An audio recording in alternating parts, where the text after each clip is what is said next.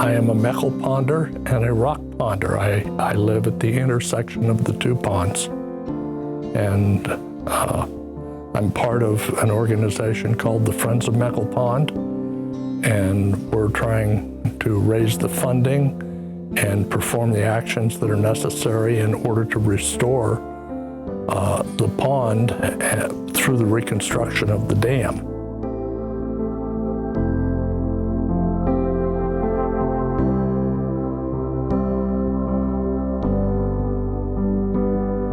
At the time that the Constitution of the United States was being written in Philadelphia, this dam was being built.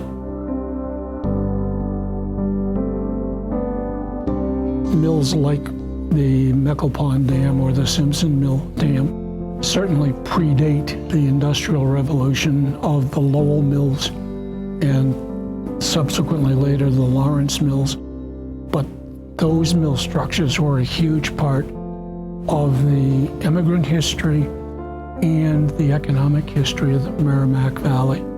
But there needed to be the concept of local mills where people could live within their community and not have to travel far to get what they needed on a daily basis.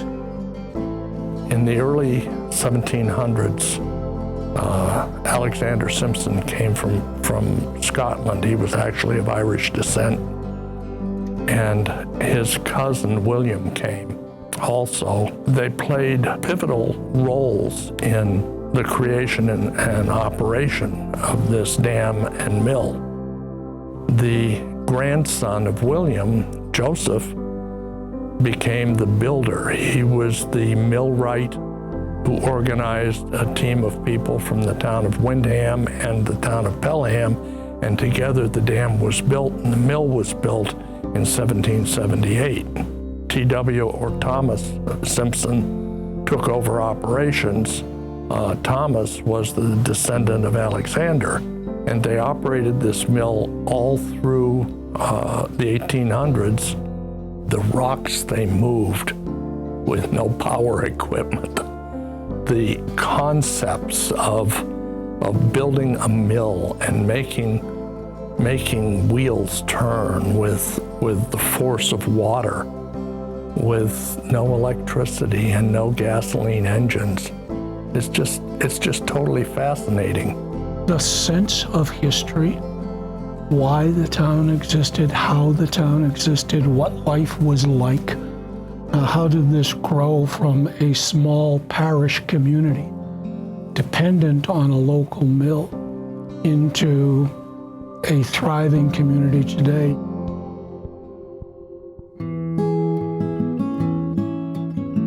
And you got to remember, you had the train station right down on 28 and 111. Yep. And they would very often get off the train and walk down to the pond. Yep. So. Yeah, because that would bring them up from the mill towns, Lawrence and Lowell. And the Johnsons would take a carriage down to pick them up at the train station. Okay, sure. And bring them. Moeckel Pond was owned by my grandparents, and which they purchased back in 1921. So they had the Deer Leap Camp, the Greystone Camp, and the Dam Camp. And the Dam Camp, literally at the time, was behind the dam on one of the walls, and part of it was on the land. You could hear that water rushing right under your bed and everything else. It was very impressive. At the dam, where we generated electricity for the house, there was also a sawmill there. And my grandfather would get wood, and we would put it in the saw and saw it, throw it in the truck, and then pack it in the one of the sheds out back for heat for the winter time. Moeckel Pond's special because it's a fairly large wetland, pretty shallow, at least around the edges, and there aren't many wetlands of that size in this area. Most of the ponds are too deep for a lot of the wading birds that you might find at Moeckel Pond, and so it's kind of a unique wetland in this area. What a wonderful experience to be able to be out on the water, sitting in a boat, approaching a heron. and getting closer and closer and closer. And it didn't fly away. It let us get within maybe 6 feet. And he was so lovely just to look at his layers of feathers in the sunshine, reflecting blue and white. The turtles are awesome. The Blandings turtle, the spotted turtle, and the wood turtle. Yeah, there was definitely a lot of big snapping turtles. It was probably this size around. The beautiful little tiny turtles that were perched on top of a log, getting sun, in the lake and enjoying themselves. More ducks, more different variety of ducks than I ever saw in my life before. It's a great place for ducks and for wading birds like herons, for ospreys. When the water drops a little bit sometimes, it's great for shorebirds like yellowlegs. Fox, beaver. I'll never forget waking up one morning and coming downstairs and looking out at the Moeckel Pond, and there was a beautiful, majestic moose standing there right in the pond, just having a good time in kind of the haze and fog of the morning. Moeckel is a shallow, warm water. Moeckel was a shallow, warm water pond. And you're more inclined to get close to wildlife. You're more inclined to see the bottom and see fish and see things that you don't so much see on Rock Pond, because Rock Pond is a deeper pond. Having a diversity of depths, but also these shallow depths that are pretty uncommon in this area, is really useful for maintaining a diversity of bird life. So things like great egrets, which you find a lot coastally. Moeckel Pond is one of the few places inland in southern New Hampshire where I've seen great egrets, sometimes 2 or 3 later in the summer. The view from the rock face at Deer Leap overlooking Moeckel Pond is one of the nicest in southern New Hampshire.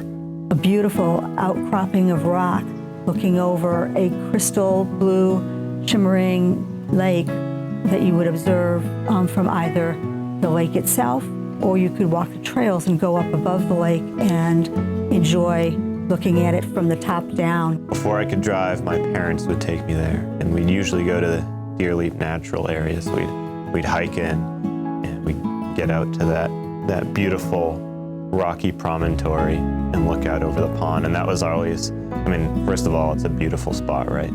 But it was always exciting because when you get to that rock, you first see the pond and whatever birds are out there. So there's this anticipation, and then you emerge onto the rock, and then all of a sudden there's maybe some ducks off in the corner, a heron or an egret or an osprey. So it was always exciting to walk out onto that rock to see what birds were there. We lived close enough that the boys would go down in their pajamas. Sometimes we'd walk, and we would bring our friends down there too, anybody visiting. We'd bring our fishing nets and any other kind of collection things. The woods feel like a really special place, almost sacred kind of. It's magical.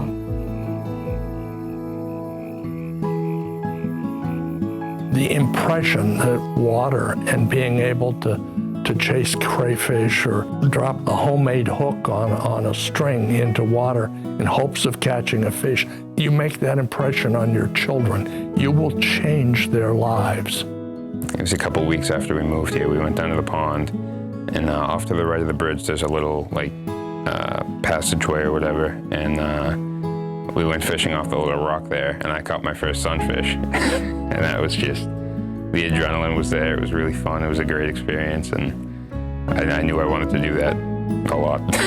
It was actually my first time ever going fishing. It was down at Moeckel Pond.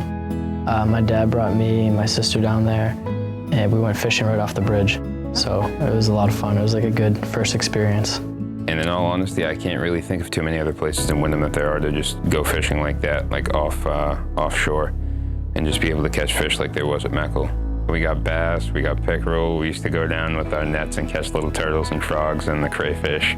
And I actually caught a baby duck one time. Really? Yeah. On your pole? No, it walked out of the woods, and I was with my father and one of my friends. And I remember seeing the duck, and I was like, I think that's about the only thing I haven't caught yet. So I ran up to it, and I took off my shirt, and I caught it in my shirt, and I brought it back. I was like, look what I caught. the variety of wildlife that's there is so super amazing. And without the water, you miss that because the wildlife retreats back into other places where they can find water.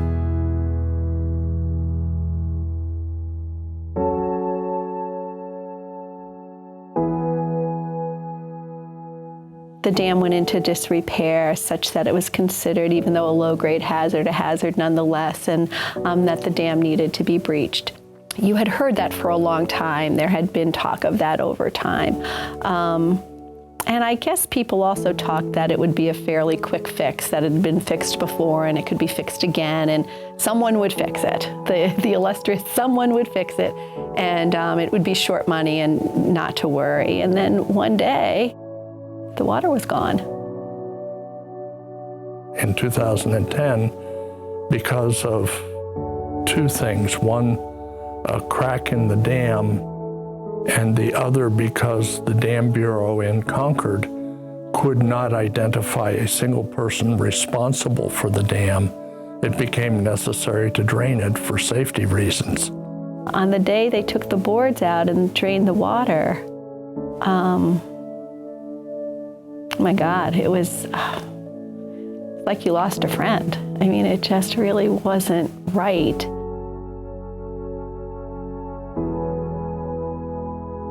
It's definitely different without Moeckel Pond there. You used to look across a beautiful pond and see the reflection of the trees, especially in the fall. The foliage just reflecting off the pond was great. But now it's just kind of a dry wasteland and you don't really see anything there. Moeckel Pond was always just a place to kind of like get up in the morning and always have something to do, always be able to go fishing and just go and relax, hang out at the pond.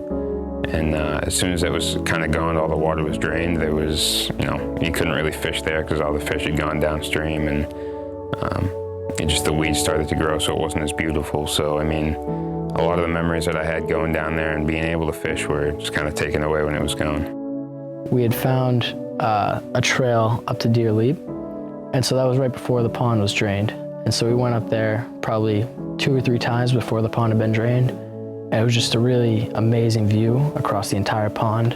And then we went up there the next year and it was all gone. It was all drained and it looked a lot different. And it was just kind of disappointing, It was just so much better when it was full and you could see all the wildlife around the area.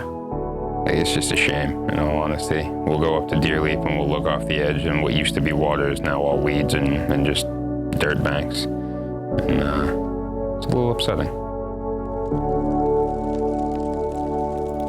We've had some big brush fires in the area. One of them in Moeckel Pond, which was huge. It was somewhere between 15 and 20 acres, I believe, that burned that day, or a couple of days. We pumped thousands and thousands of gallons out of Moeckel Pond to fight this fire. And without that water, it could have easily gotten away. It could have reached homes. Any body of water like that is invaluable to fighting fires in the area.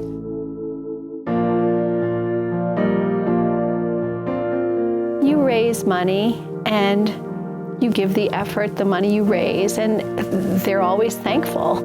And we're always a piece of the puzzle. And even though we're a piece of this puzzle, the interesting thing to me about building the dam is that there is no build it halfway. So you can't raise half the money and build half a dam. You have to raise all the money to build a dam. And it sometimes can seem overwhelming because it isn't often small towns like ours raise $500,000 for work outside of ourselves, for the greater good, not for any one thing. We're not building a field and our kids are going to play on it directly. It's bigger than any one person. It's for all people. And again, I do liken it to the rail trail. It's just something that people you don't even know today will boat on it tomorrow and won't even know how it got there.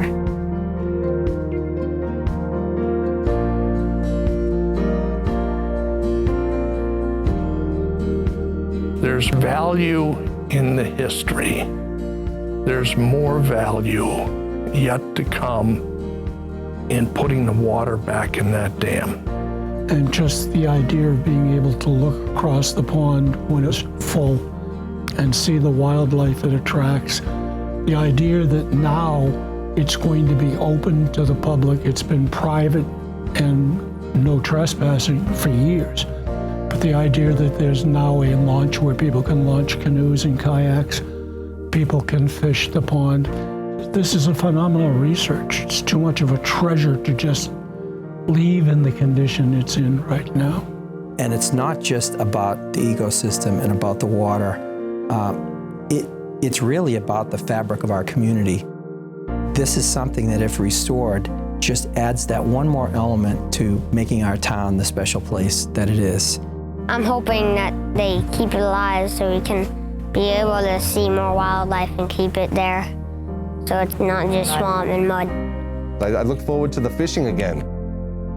Big bass, big pickerel, and perch, and it'll be fun for so many. I really enjoy fishing, and it's kind of rare that you find a new place to go fishing, especially when it comes from virtually dry land at this point to having water where you potentially could take a canoe or even maybe a small rowboat or something.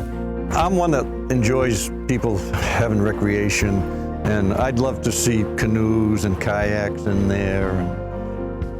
That would make me happy, definitely, because that's what water's all about. It's for everybody, and now that the town owns it, it is, and I'm 110% behind that. Living testament that having these areas is really important for people too.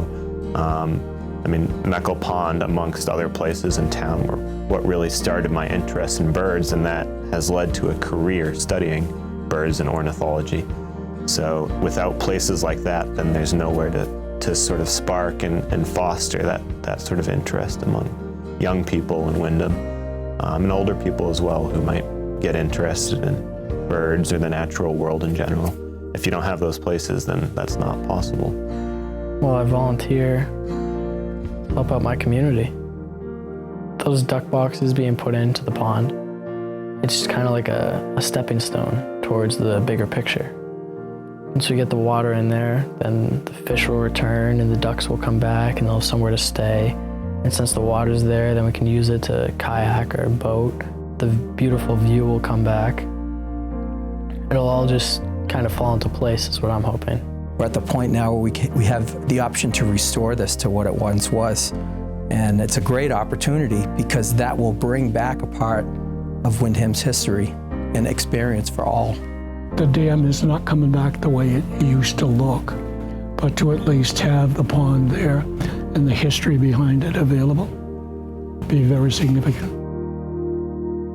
The value for the people of this town, the fact that you can take anybody there and share this is immeasurable.